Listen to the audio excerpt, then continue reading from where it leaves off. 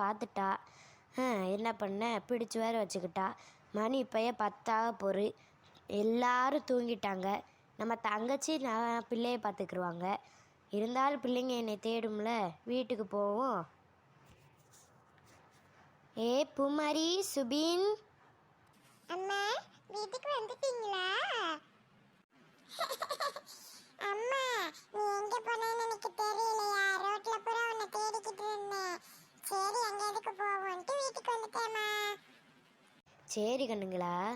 Eddy, பிள்ளைங்களுக்கு பூரா தோசை ஏதாவது சுட்டு கொடுத்தியா? பசிக்குங்கள. அதெல்லாம் எப்போயோ சுட்டு கொடுத்தாச்சு. வா வா, நீ வீட்டுக்குள்ளே வா ஃபஸ்ட்டு.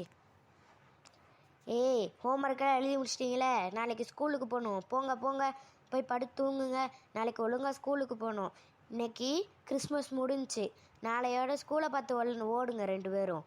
சும்மா இங்கேயே இருந்துக்கிட்டு காலையில் நடிப்பை போட்டுக்கிட்டு இருந்தீங்க. காலை உடச்சி கையில் கொடுத்துருவேன். ஞாபகம் இருக்குல்ல? போங்க, நான் வருவேன். இப்போ ஹோம்ஒர்க் செக் பண்ணேன். போங்க, போய் நோட்டு புக்கை எடுத்து வைங்க. நான் வந்து பார்க்க வரேன்.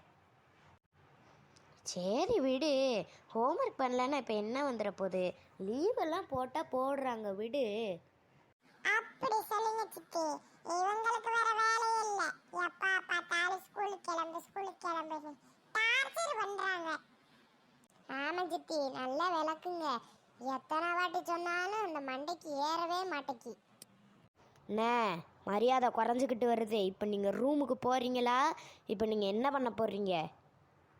என்ன சுபின், பூமாரி, இப்போ என்கிட்ட ஹோம்ஒர்க் இப்போ காமிக்க போகிறீங்களா, இல்லை இதை வச்சு அடி வாங்க போகிறீங்களா? போறோம் போய் தலையிறோம். பாபு மாதிரி நம்ம போவோம். ஐயோ நம்ம வேற ஹோம்ஒர்க் எழுதலையே. போ